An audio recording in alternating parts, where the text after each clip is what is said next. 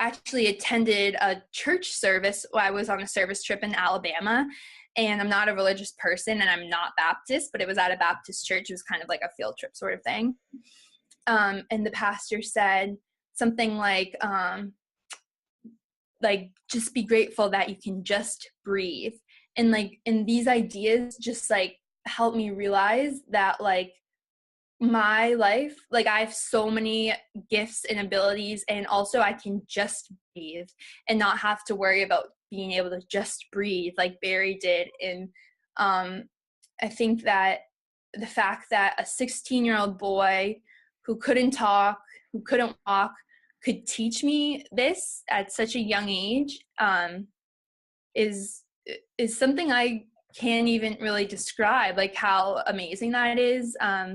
I feel sorry for people who never got to meet him.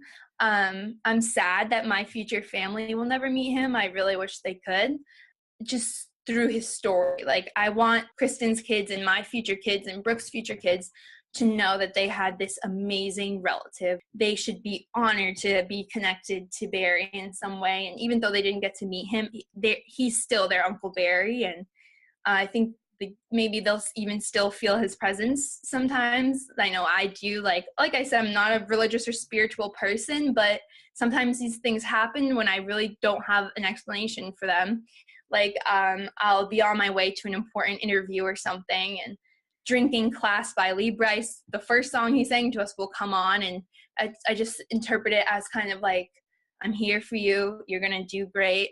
Going to medical school and becoming a doctor, like, I will have this advantage that not many other of my classmates will have, because while I can still function as a doctor and use that science to give my best advice to their family members, I will still remember that what they are going through. And I know that they probably won't be able to think with their brains as much, like I couldn't either.